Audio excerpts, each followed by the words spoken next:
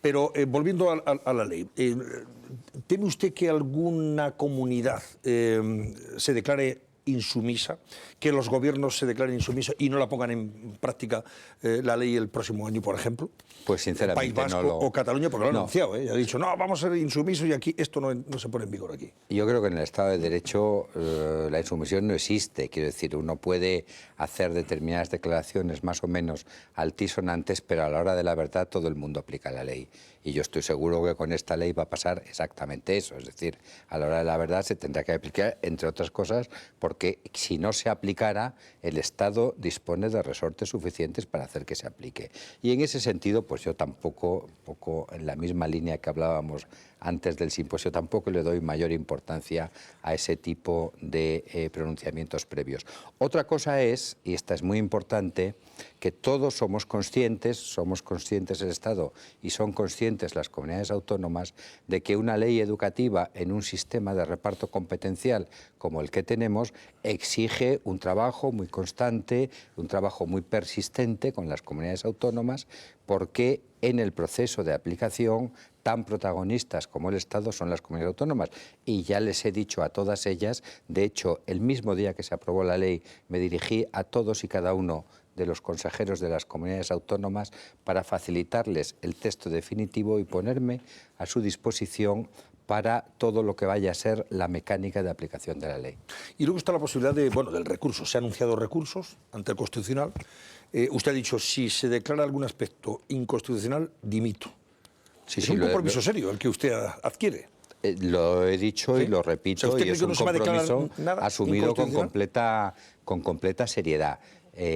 Vamos a ver, yo creo que el Tribunal Constitucional, el Tribunal Constitucional examina las leyes en función de su conformidad o no con la Constitución.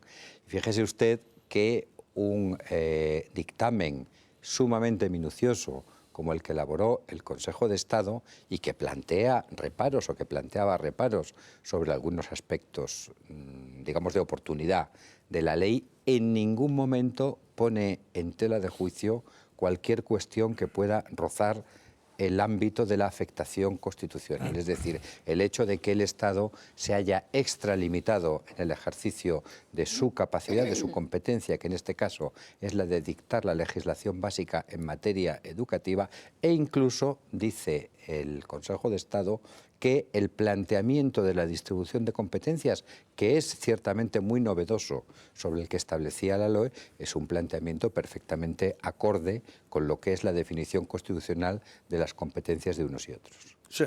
No teme usted que le den un revés, el Constitucional. No lo temo en absoluto. En absoluto. Por lo tanto, no va a dimitir. Bueno, vamos a ver, hablábamos del informe PISA. ¿Hasta dónde se compromete usted para mejorar esos niveles que nos han situado? Los alumnos españoles de 15 años se han situado por debajo de la media europea, tanto si los comparamos con el resto de la OCDE y de la Unión Europea, en matemáticas, ciencias y comprensión lectora, salvo esas honrosas excepciones que hemos comentado antes. Los alumnos de Madrid, La Rioja, hay más comunidades Asturias, que están por encima de PISA. Pero normalmente estos son los que han destacado. Es verdad que y luego la media nacional está por debajo. ¿Esta ley mejoraría mucho esos niveles de nuestros estudiantes? Bueno, yo voy a decir algo que lo he repetido muchas veces, que a veces no se entiende bien. Voy a intentar explicarlo bien. La ley por sí sola no mejora nada. Ninguna ley por sí sola mejora nada. La ley establece unas reglas de juego, establece un marco en el cual se pueden mejorar las cosas, pero las cosas mejorarán con la participación de todos los actores de la comunidad educativa, que es tanto como decir de toda la sociedad española. Quiero decir que si no se transmite el hecho de que en la escuela, en el instituto, en el colegio, se instale la cultura del esfuerzo, se instale la cultura de la evaluación, que los padres, que son una parte muy importante de este proceso, se comprometan también con esa cultura y tomen un papel activo en la educación de sus hijos. Si todo eso no tiene lugar y, sobre todo, si la sociedad española no entiende que el proceso de mejorar nuestra educación es probablemente el proceso social más importante en el que hoy está comprometida esta sociedad, pues evidentemente la ley no tendrá resultados. Yo creo que sí los va a tener, y creo que sí los va a tener porque creo que con todas las dificultades y quizá con las mistificaciones a las que se ha visto sometido el debate en esta cuestión, al final la sociedad española está entendiendo hasta qué punto nos jugamos nuestro futuro en la batalla educativa. Bueno, hay un dato interesante, que lo comentábamos el otro día precisamente con la consejera de Educación de Madrid, Polonia. Polonia es un país que... Polonia es el dato más interesante, claro, de porque PISA. tiene Sí.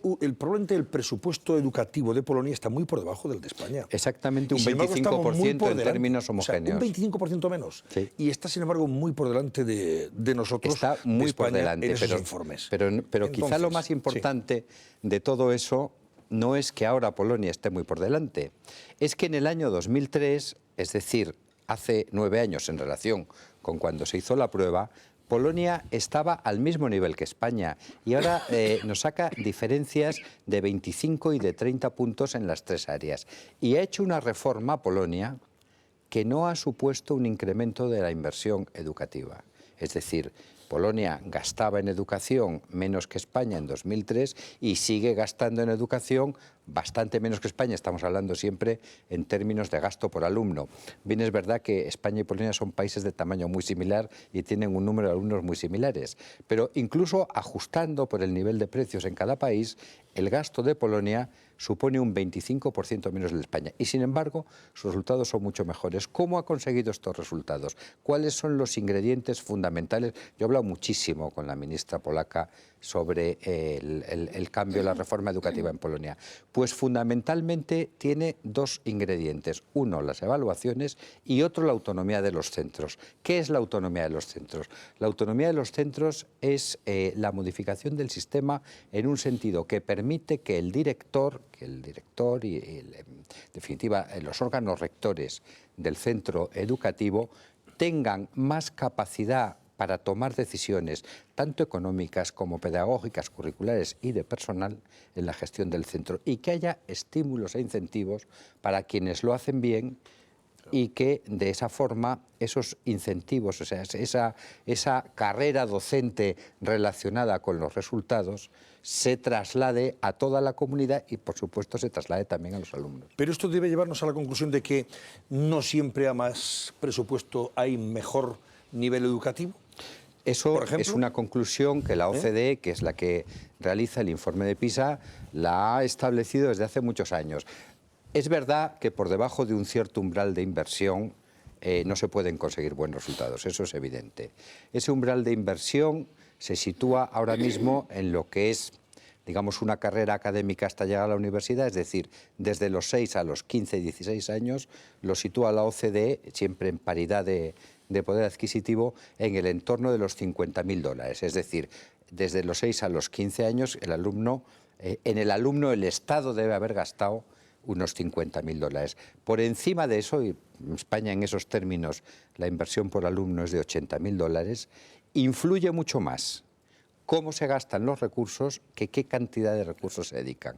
Es decir, el aspecto cualitativo de la inversión educativa es muy importante. Y siendo justos, como yo creo que hay que ser en estos temas y probablemente en todos los demás, hay que decir que el hecho de que la inversión educativa en España no haya sido muy eficiente también tiene que ver con que ha habido que dedicar una parte significativa de esos recursos a infraestructuras que tienen menos impacto sobre los resultados educativos de los alumnos porque teníamos menos infraestructuras que otros países. Ahora, una vez que ese proceso se ha culminado, y ese proceso se culminó hace muchos años, el hecho de que hayamos tenido, y esto nos lo dice la OCDE de una forma muy contundente en este informe, España ha tenido en términos reales entre el año 2003, que es la última vez en que las matemáticas fueron el eje de la prueba de PISA, y el año 2012, en que las matemáticas han vuelto a ser el eje, un incremento en términos reales